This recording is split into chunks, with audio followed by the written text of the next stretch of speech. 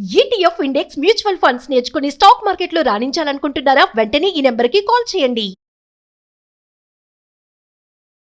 నమస్తే, welcome back to Suman TV. Present మనతో పాటు ఉన్నారు అనలిస్ట్ మందర కృష్ణారెడ్డి గారు. నమస్తే సార్. నమస్తే అమ్మా. కేంద్రం నుంచి కొన్ని స్కీమ్స్ వస్తూ ఉంటాయి కదా, అంటే ప్రోత్సహించడానికి కూడా కొన్ని లోన్స్ ఇవ్వడం జరుగుతూ ఉంటాయి జనాల్ని. అయితే మరి ఈ మధ్యకాలం ఒక ఆర్టికల్ చూసాను, గాడిదల్ని, గుర్రాలని, ఒంటెల్ని పెంచుకుంటే అకౌంట్లోకి 50 లక్షలు వస్తాయి, అంటే వాటిని ప్రోత్సహించడానికి ఇలాంటి స్కీమ్స్ ఇస్తున్నామని చెప్పేసి అంటున్నారు. ఒకసారి డీటెయిల్గా వెళ్తే సార్. దేశంలో పశు సంపద రోజులకు తగ్గిపోతా ఉంది.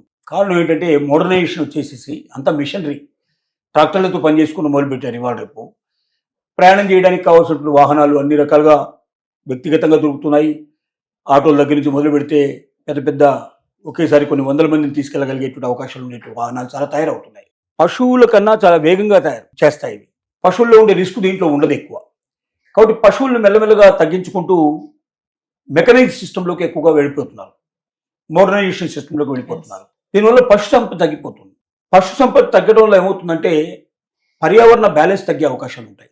ఎందుకంటే పశువులు అనేటువంటివి అవి మేత మేయటం వల్ల భూమి మీద వచ్చేటువంటి అనేక ప్రకృతి పరంగా వచ్చేటువంటి చెట్లని వాటిని అన్నిటి కూడా ఎప్పటికప్పుడు తీసేసుకోవడం వల్ల మళ్ళీ తిరిగి గుల్లబారి మళ్ళీ భూమి మొలకెత్తడానికి వీటికి అవకాశాలు కల్పించబడుతుంది. రెండోది ఏమవుతుందంటే అవి ఇచ్చేటువంటి పాలు, వాటికి సంబంధించిన మళ్ళీ ఇవన్నీ కూడా మంచి పౌష్టికమైన ఆహారం కింద అందుకు ఉపయోగపడతాయి. ఒంటె పాలకు ఎంత డిమాండ్, గాడిద పాలకు ఎంత డిమాండ్ అంటే గాడిద పాలు లీటరు 1000 నుంచి 10,000 రూపాయలు అమ్మినటువంటి పరిస్థితులు కూడా ఉన్నాయి.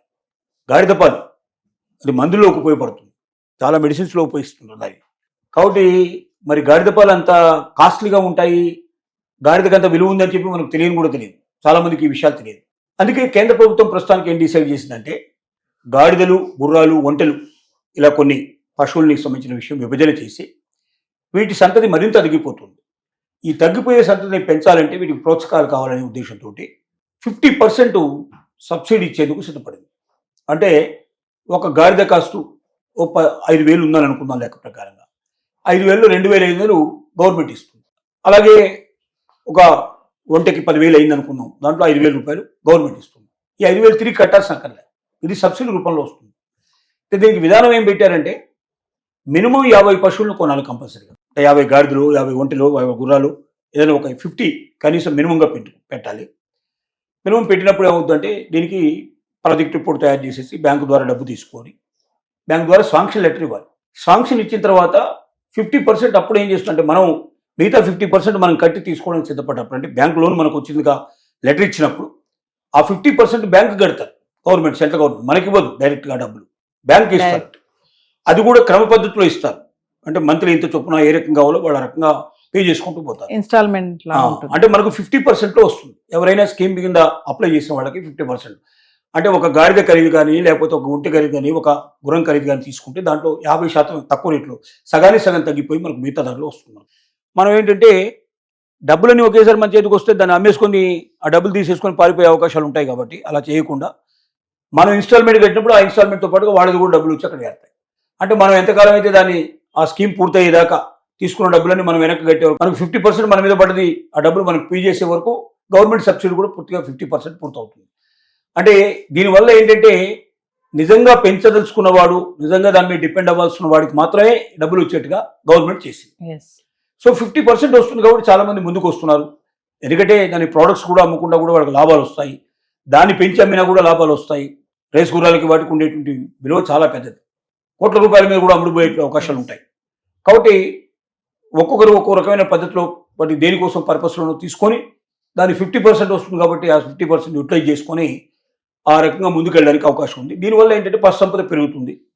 పశు సంపద పెరిగినప్పుడు మనకు ఎకో సిస్టమ్ బ్యాలెన్స్గా ఉంటుందనే ఉద్దేశంతో ఆ రకమైన పద్ధతి లోపల ప్రభుత్వం సహాయాన్ని, ప్రోత్సాహాన్ని అందిస్తుంది. అంటే విడతల వారీగా వీళ్ళు పే చేసుకోవచ్చు ఏదైతే ఉంటుంది. అదే ఇన్స్టాల్మెంటే కదా, ఎలాగైనా బ్యాంకు ఇస్తే ఒకేసారి డబ్బంతా అడగదు కదా.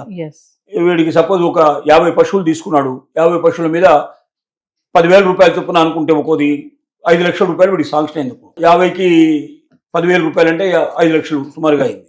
ఈ 5 లక్షల రూపాయలు 2.5 లక్షల రూపాయలు వీడు కడితే సరిపోతుంది. ఆ 2.5 లక్షలు కూడా ఇప్పుడు 5 ఏళ్లలో సుమారుగా కట్టాలి.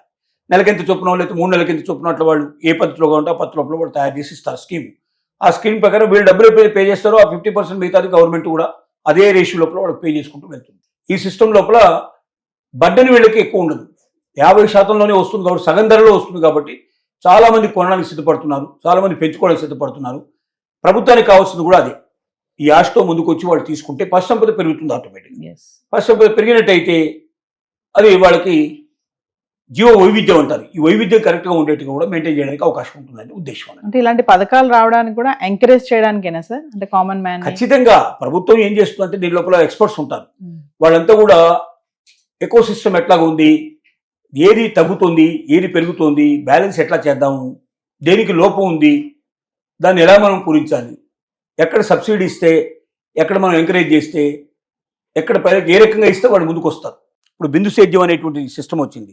బిందు సేద్యంలో 90% కూడా ఇస్తున్నారు. ఆంధ్రప్రదేశ్లో రాయలసీమలో ఎక్కువ అమలు చేస్తున్నారు. అంటే డ్రాప్ పడుతూ ఉంటుందంట దాంట్లో. బిందు సేద్యం అంటే దాంట్లో ఒకేసారి వాటర్ అంతా పడిపోదు.